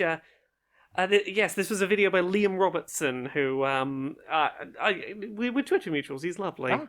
Yeah, he recently did a video leaking some dev footage of the in development name was Crash Bandicoot Wumpa League. It got announced at the Game Awards, but under a different name. Okay. But yeah, this is about that game, Christmas Dinner in a Tin. That every year they put on their website. It's like, oh, you can get a Christmas dinner in a tin, so you don't have to step away from your games. But it's it's sold out, unfortunately. That's a shame. It's sold out. What a shame. And for the longest time, I had assumed that they'd probably just sent it to a bunch of influencers and it hadn't really existed. Yeah. I didn't realise how vague it was. Spoilers for the end of that thing. Watch it, it's fascinating. But it never existed. Well, I mean, it sort of never existed, but also 2 very limited runs of it happened that never got into public hands. There is one video somewhere of one man eating... That's not a real one, though. Well, no. There's the that was the fake one because no. The second year. Oh, the second year. The second year, Sorry, someone did eat one on the second year. Yes. And someone owns one of the first year, and someone wanted to eat one the first year, but wasn't allowed to in case it killed them. Yes. There is a whole breakdown about where the original idea came from, and that's quite ironic. And there's a whole bunch of stuff about people faking it or claiming to have seen it. The way the Mandela effect rose up around this, and like the weirdness of that. I don't think they mentioned it in the video, but the one thing I noticed a couple of years ago when I was looking into this was they added a vegetarian one. Yes. Why? It didn't exist either. Yeah, even less because both of the ones that did almost kind of exist would gelatin to hell. There's no way you could. The only way they held it together. Yeah.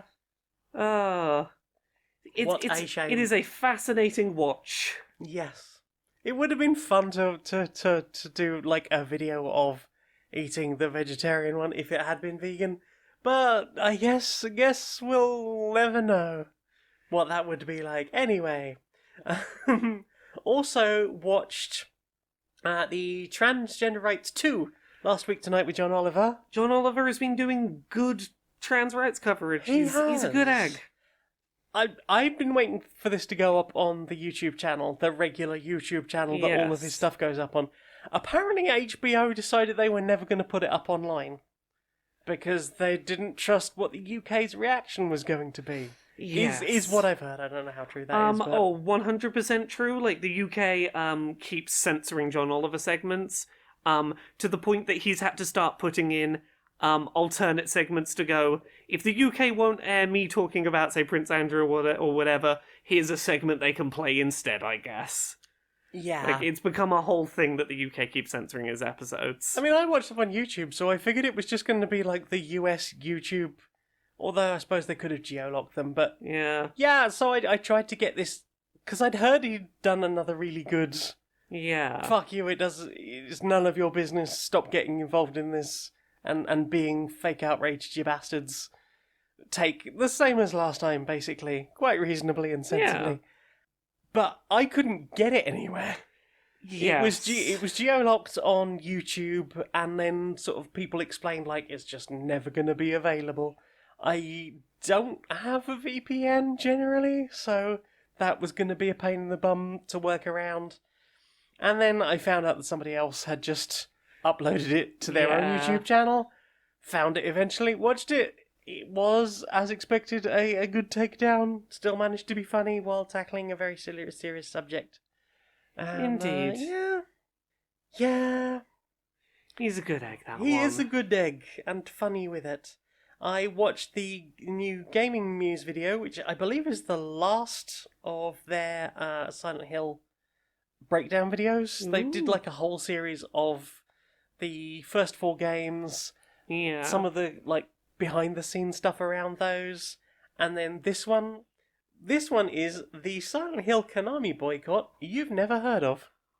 1 second, was this the series that I think I watched one of the episodes with you that was about the dev team travelling to America before Silent Hill 2's creation, and the place they stopped for a couple of days, and there was one member of the dev team who spoke English and one who did not, like, travelling around this little town in America? Yes. Yeah, that was that series. Yes. Yeah. They do really good breakdowns. That whole series really, really good. I very much enjoyed the one I remember having seen. So, Konami is Konami, and Konami is the worst. Konami is the worst. And have been for fucking ever, it seems. Yeah. So, are you aware of the Silent Hill visual novel for, I think it was Game Boy Advance? No. So, I've heard about this before. They did, like, mobile stuff as well. And it's, what if Silent Hill was conveyed as a series of text, and occasionally there will be background art behind the text, and some cool flickery screen effects, and occasionally there will just be a 3D model of one of the enemies or something, sort of lightly idling behind text as stuff is read, or between scenes. But that's not the controversial bit. Konami being Konami, decided they wanted to copyright or trademark the Japanese word for visual novel. Oh.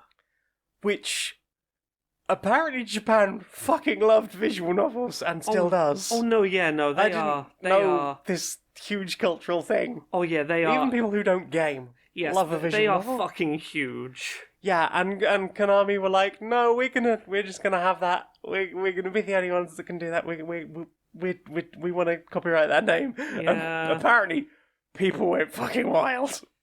Yeah. And so that apparently like this. So Gaming Muse just wanted to do something about the visual novel for Silent Hill as just like a final wrap up for original Team Silent people who were involved and did this thing. Yeah. As like the last game in the series, and then only found out about this controversy as a result. Yeah, it feels like it's in the category of when the YouTube channel The Fine Brothers tried to copyright reaction content. Oh dear. Do you remember this? I think I've vaguely heard about it, but I didn't know who the Fine Brothers were. So this was like the Kids React, Elders React I've folks. seen those. They tried to claim ownership of the entire concept of React channels and force anyone who wanted to make reaction content on YouTube to license the React brand from them. Ooh. surprisingly, it didn't go well for them. Good. The internet fucking tore into them and it destroyed their career. Yay.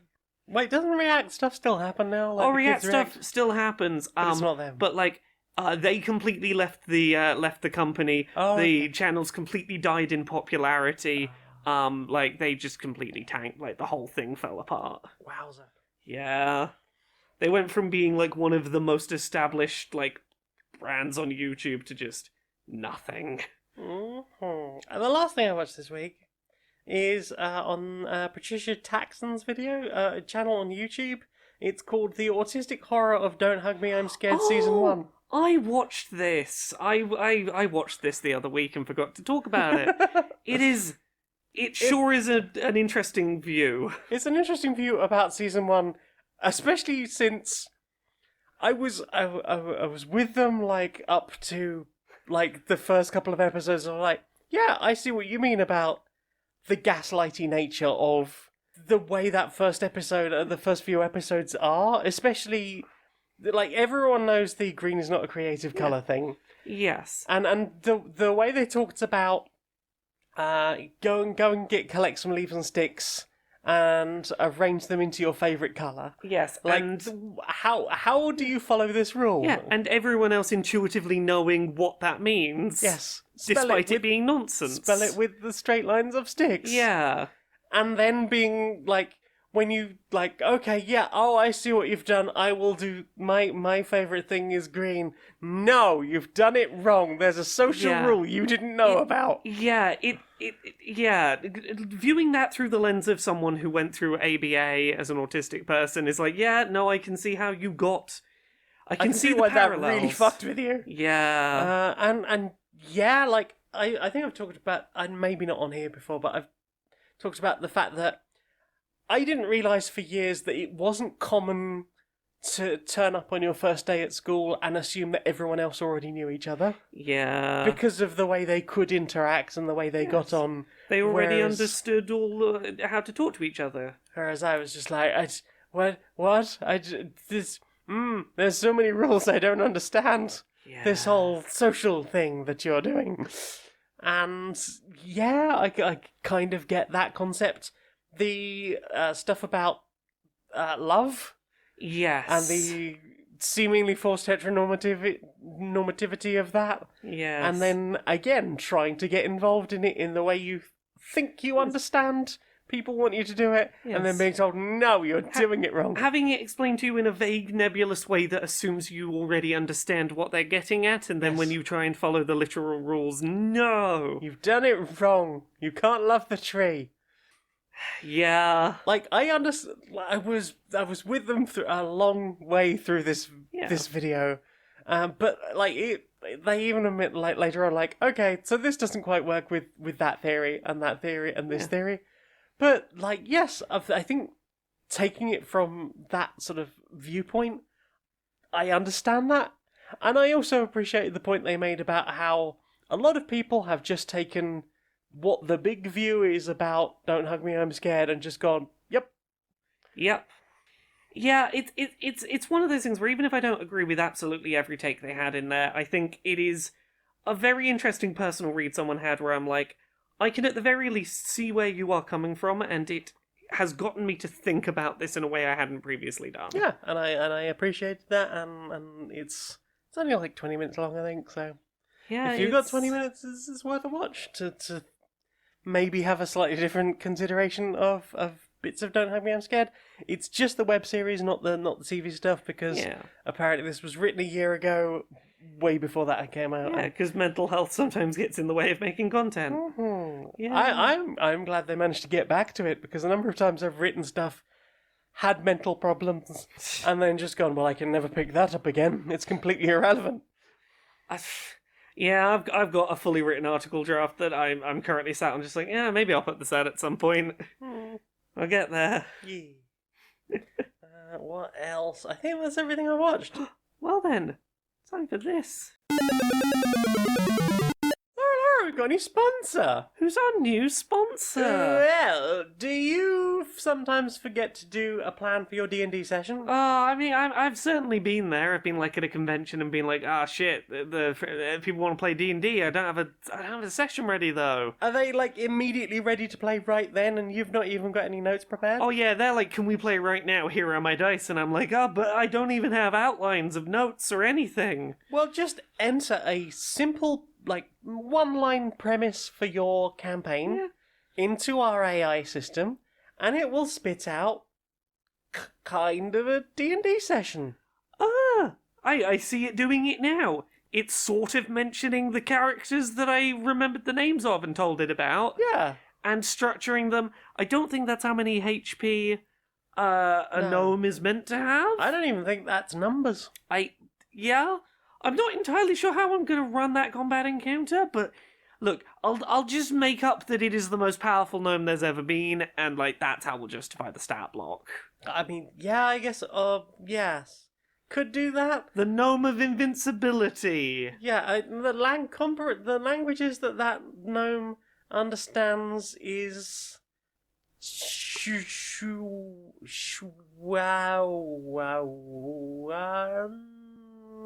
Is that an R? Might be an R. Or a U? I mean, I could technically run this. Yeah, so that's DMAI for when you need an emergency plan for your D&D, something like that. I think I'll just freestyle. I mean, look, as long as I say it confidently with silly voices, it'll probably be fine. That'll probably do it. Hi, I'm the invincible gnome. Hi, do you speak?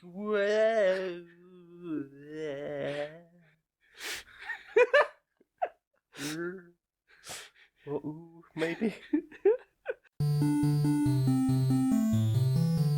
Inside the boardroom of Supremacy Software. Hi. So, we got big gaming awards coming up this weekend. Yeah, I paid a lot of money. We are going to be right there. Exactly. Well, see, the problem is there's at least one of those categories that is fan voted. Right. And I think we've done a pretty good job whipping up our audience into abject tribalism to to vote for us. But it's the best. But there may be one thing even more tribalistic than our fans. Anime fans who have invested money in a gacha game. Right. And I'm worried they might win that award, and then we don't get to say we won as many awards, which makes it sound important. Right. Can we buy that game? I mean, look, I feel like it's maybe the one game we cannot buy. Wow. Yeah, anime gacha games make all the money. Like, we can get working on making one, but like... I mean, we tried. We've had the thing with the cards, and then you level up the cards, and the cards are worth more. Yeah, it just didn't take over. But my thought is, right, what if we start offering players in game some kind of freebies if they vote for us? Right. Maybe if we win the award because they voted for us so many times, then I don't know, we give you a double XP weekend. Right, so we can call it like a social reward tier or something. Yeah, like if you are good little well-behaved voters, then maybe we turn off shields for a weekend. Every bullet kills really well. That'll be fun, right? Probably. You'll enjoy that. Yeah. And everyone who voted and proved that they voted for us will get a free, completely black skin. Oh, I like that a lot. Everyone who votes for us, particularly if you vote for us multiple times, like if you can prove you voted 150, 160 times, you have permission to use aimbot for a week. You're allowed to just have a computer do your aiming for you for a week, so you can climb the ranked ladder. You are a fucking genius. I know. So, what have you put in your ears? I've mainly just been plodding through listening to Welcome to Night Vale. I'm still well behind you because I'm only really listening to a couple of episodes a week when we go swimming. But we've started to get to some of the internet-connected plot stuff that's like long-running, multi-episode plots that I remember and being like, oh yeah, that. Yeah, we're up to. So currently, I'm like, I think like 40 episodes in. Okay. Dana, who was trapped in the dog park, Yes. found the door and came out of the house that shouldn't. It seems like it should exist, but it doesn't. It would doesn't make more exist. sense for it to exist, but it doesn't Yeah. exist. Everyone can see it. But no, well, that's the thing. No one can. Yeah, it's the whole no one can see her, but she's making phone calls that are Yes. just about getting through.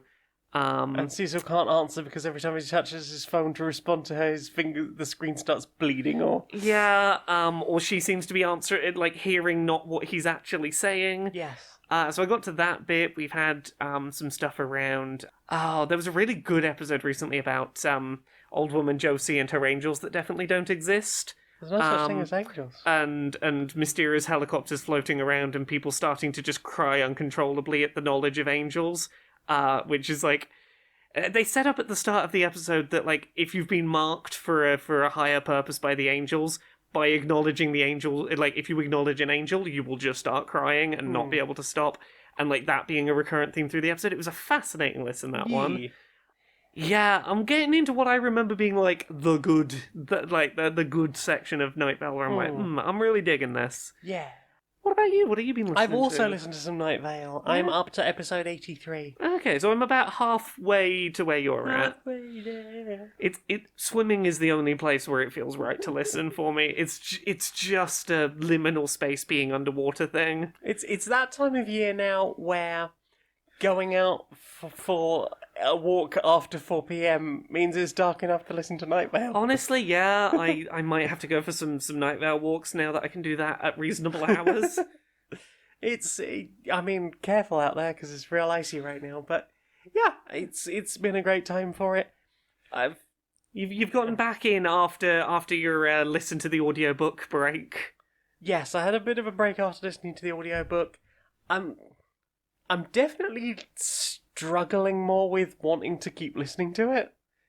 Yeah. Like I'm just not as engaged as I was. Here's the thing: 80 is about where I always drop off, and I don't know why that's where I always drop off. But I've had a few re-listens that got to about there and didn't get further, and I feel like swimming is what's going to get me past there. But yeah, I don't know what it is about the like 80-ish section. Because I think they've just hit episode 200. Yes. And I don't know if I've got 120 episodes left in me. I've got I'm gonna make it to episode 200. It might just take like 2 years of swimming. Like if I listen to on average 2 episodes a week while swimming, that's about 200 is. Oh yeah, so I'd listen to like 4 episodes a month. 40. About 4 years I'll get through it. Yay! And by that time there'll be 4 years more content, probably. Ooh. But yeah, I mean, it's fine. I think ultimately, I want a show that's creepy. And although Night Vale occasionally did that at the beginning, Night Vale, and as was mentioned shortly after the audiobook, or the first book, Night Vale isn't creepy so much as it is terminally weird, and it revels in that. And I usually like weird, but I don't know, it's just not enough to keep me engaged. Scary was never a thing I wanted out of Night Vale. I Not just necessarily scary, but just it's a particular shade of weird that I enjoy it as a exercise in surrealist, ongoing, kind of wholesome world building. Yeah. Of just sitting and building a world little piece by little piece, and occasionally going, you know that offhand remark we made? That's now canon. We're rolling with it. Yep. And it is a fun thing that mainly works for me as something for I've got nothing else to be doing, and I just want to pretend I'm somewhere. I want to be somewhere else for a bit while I do a exercise with no visual stimulus. Yeah. I remember when I first listened to it, I had been thinking about doing a entirely improved, or mostly improved, Stone Monkey Radio podcast. That was like about just the sort of stuff the original Stone Monkey Radio text messages were about, like weather reports and news and horoscopes, and I guess kind of a community radio vibe. Yeah. But with just ridiculous characters doing ridiculous things and being ridiculous in the world of people who are very messy after a rave. So, like, it would. I kind of had that idea, and then the first time I listened to Night Vale, I was like, oh, well, I can never do that. Someone's done it way better already. And weirdly, listening to, like, the last couple of episodes, I've been sitting there going, okay, I know the kind of thing I would want to do that is kind of a radio thing, like my original idea, but is way darker and creepier. Like, Yeah. I have done dark and creepy podcasting with the program, but Yes. no one listened to that, so... It was dark and fucking creepy. Yeah, what if I could do something that was less caused people to have emotional breakdowns while I was cooking dinner, and more, just a series that was creepy that people could still enjoy. Maybe that would be nice. I'd like to make something that people could actually enjoy rather than being so fundamentally terrified of that they couldn't get past 2 episodes. And that was pushing it. It was a lot.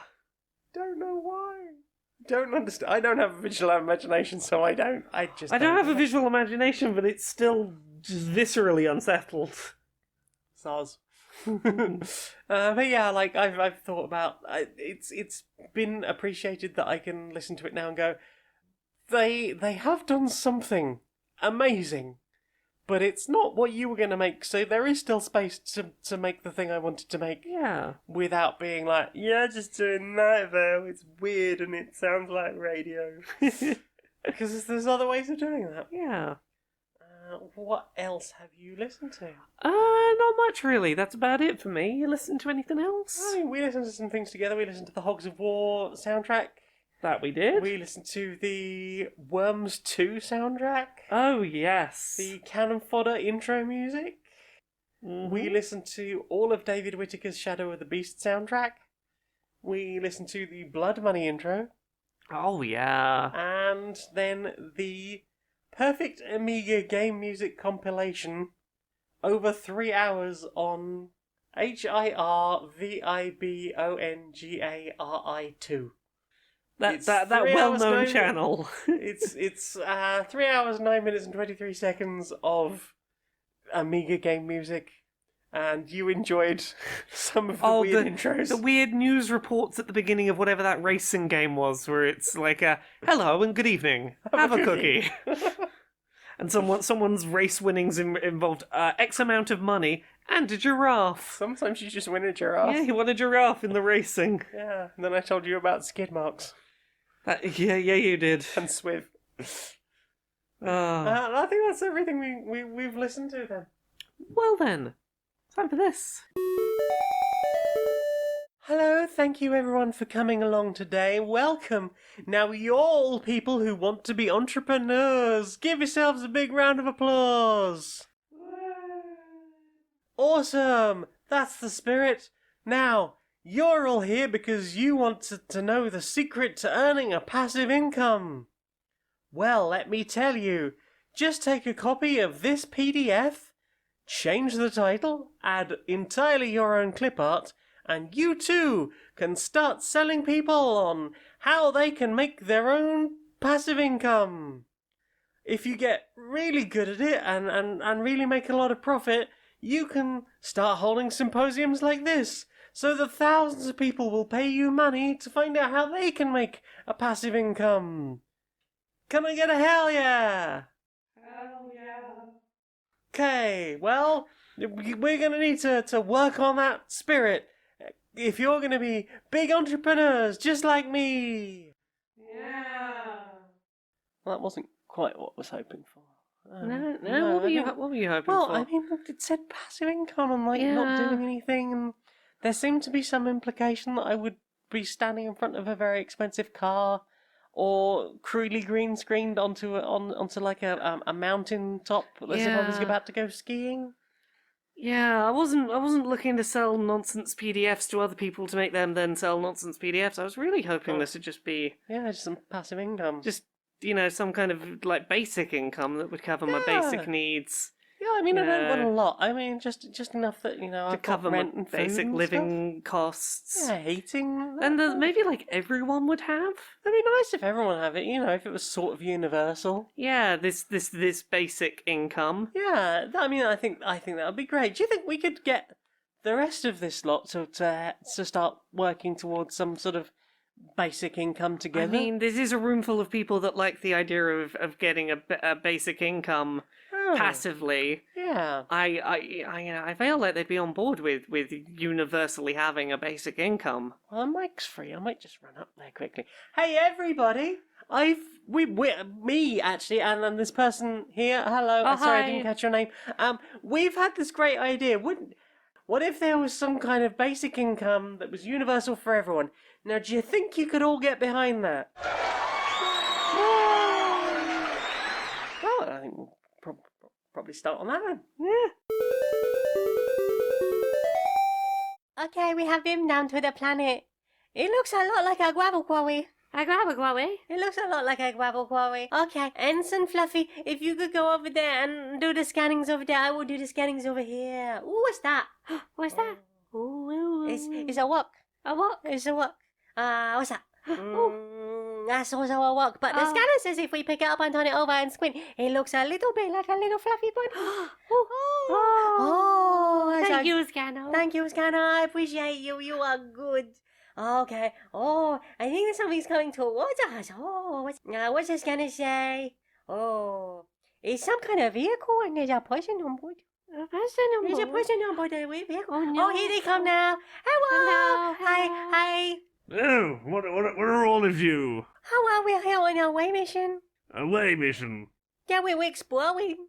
Well, I'm also here exploring, and it seems like I've got a very willing workforce down here. How I was going to say, how do you feel about working for me? But I'm just going to tell you work for me now. No, I don't think we do. I think you do. I have a very big gun here, and you're very small, and I'm very large. Oh, that's not very nice. Why would you point the gun at us? We're just so small and soft and fluffy. The hope is to make you work for me. I got a whiff of fluffy nose. You do have a little fluffy nose. I got a whiff of fluffy ears as well. You do have a little fluffy ears as well. They're very soft. And you look very soft. I do look very petable. May I? I mean, I'm not going to stop you. Ah! Yeah, that's my force field. Now you are dead. Okay. Oh, this one. Apparently he's edible. Yay. Snack time, everybody. We have snackies. Also, I have something for dessert too if you want. Yay! Do you know what I want to see more of? What do you want to see more of? Brochure Justice Warriors. Social Justice Warriors? Yeah. All right, Barry. All right, how you been doing? Oh, trying to keep warm as best as I can, Oh, same. Yeah, Luckily, the missus is a bit of a radiator, so, at least at night I can crawl into bed and she's good enough to be my basking rock. Oh, That's lovely, a bit of a lovely. lizard, really. Yeah. Yeah, you been up to much? Oh, not much. You say yourself? No. I mean, I'm mainly just, trying to stay in, keep warm, get a stew on. Nothing too hectic. I've not really been seeing much of people recently. Actually, having a bit of a recover because I was definitely feeling really burnt out last couple of months. So it's been nice to have, just a few weekends to myself. And also, there's been a lot of strike action on recently. So it's felt, like I didn't really want to make plans in case there was more strike action, and also fully supporting the strikers myself. So exactly. don't want to accidentally find that I've done something that's involving scab workers or whatever, or this government plan that in any strike there has to be a certain amount of workers on to do the job. Yeah, it's part of their whole trying to get rid of any kind of right to be inconvenient for the sake of trying to get your rights to improve. That they seem to be real keen on right now. Getting real fashy there. Yeah, Just a tad.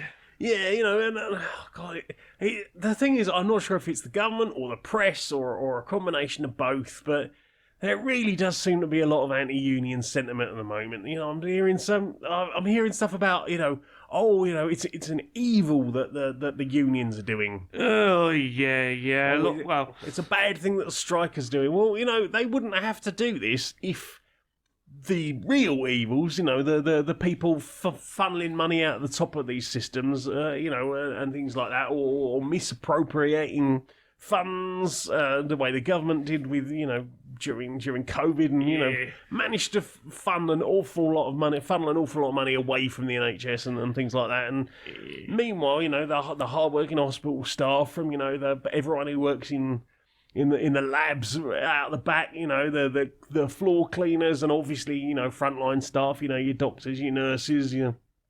radiologists, and all of these, the whole system that makes the hospital work, all of that.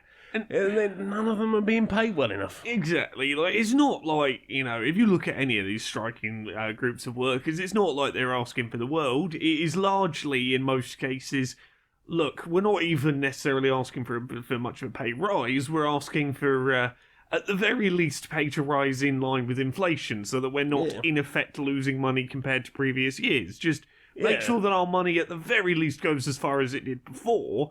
Is like, or a little bit more. Is not a ridiculous thing to ask for services that have absolutely been the backbone of keeping this country alive and functioning during, terribly tough years. Yeah, it's not, it's not unreasonable for any person to ask for.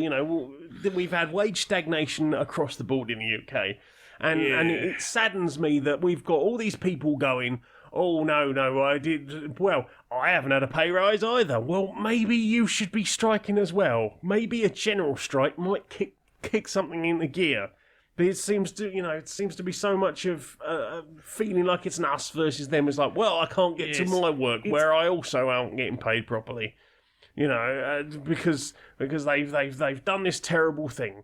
Reading the front pages of the newspaper as I do, I don't read a newspaper, but as I go down the supermarket, I'll stroll have a past. glance. So I'll glance and just see what what the mainstream is talking about. And there's been a lot of obviously stuff about that tragedy that happened in Solihull the other day. And that's been obviously on most of the front pages, and then you've got the Mail, typically, or obviously the Mail, saying, the strikers are going to be piling on the misery because of, it's cold already, it's miserable and sad already, and everything's shutting down already, and the strikers just want to make it worse for you. And I hope that people notice that and see what I see when they're looking at that and go, what? Yeah. Where your priorities are there? Is it? We've had a bit of a tragedy that everyone else is really addressing, but your main concern is that there are workers who are striking to get their what they're due for their hard day's work. They talk about how the Brits are the laziest in Europe. That was a whole thing from the Tories a while back. The Brits are terribly lazy. We have less bank holidays than most of Europe. We've had less pay rise. We're some of the poorest. We are in like a constant recession seemingly for the last 12 years. What might that be related to? I can't possibly think that they've basically we've been under austerity for just so long, and somehow people are still like, oh yes, that's absolutely the best thing for me. And it's the strikers are not your enemy. No, exactly. It is looking at other people who do not have enough and letting the government point at them and go, they're the reason you don't have more, not us, the people with everything. Yeah, I think fight amongst yourselves for the scraps. Don't come looking at us for the plate of food. Yeah, I think there's one of those political cartoons of like there's an immigrant and a builder sat at a table with a banker, and the banker's there's a big plate of cookies on the table, and the banker has taken all of the cookies but one. Yeah, and then all the immigrants going, that immigrant's trying to steal your cookie, mate. Yeah. That's the fact that people still fall for that. It really saddens me that that is seems to be the pervasive attitude. People deserve better than they are getting, and Yeah. you can't force someone to see that they deserve better. You can't, but I'm glad that at least some parts of this country are standing up and saying, no, we are going to collectively action, and we're going to make sure that, our postal workers are being paid right, and Exactly. hospital workers are being paid right, and our rail workers, not necessarily the drivers, because generally it hasn't been the drivers going on strike. Indeed, and And then you've got, we've seen evidence that there's bots all over Twitter going, oh, I'm a driver, I've been one for years, and I'm on 74k a year, and I think it's terrible, all these strikes, and it's, when you can see exactly the same tweet going out from so many different sources, yeah, it's like, whenever you see anything like that, like, oh, I'm one of these people, and I'm never that, not only maybe look into, is that exact line being used in lots of other places, because that isn't a difficult bit of research to do yourself,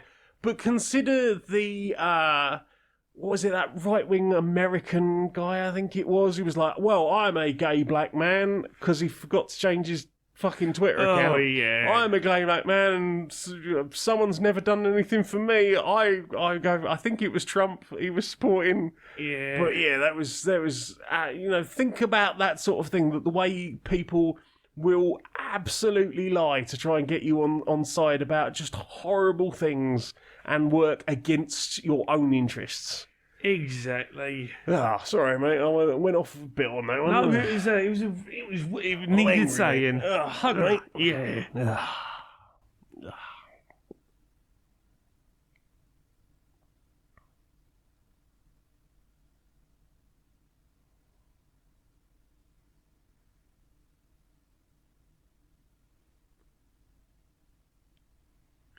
Good hug, mate. Good hug.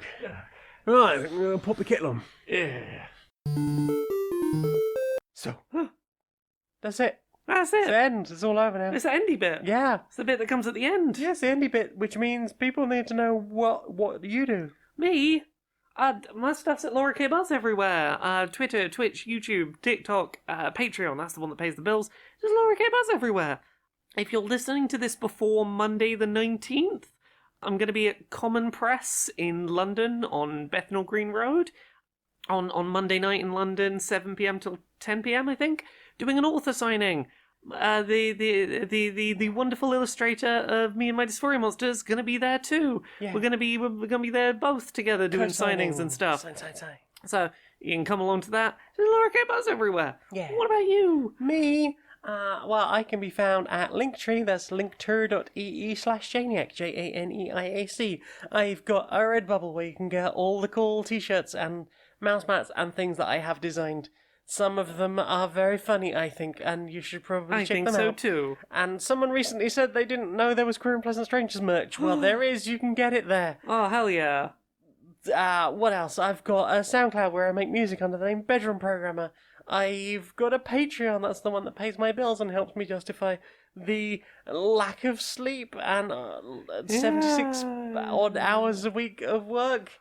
And also, I haven't had much freelance video editing recently, so that would be helpful. And also, it's winter, so naturally, numbers have died down there. So if you'd like to join, that would be very much appreciated.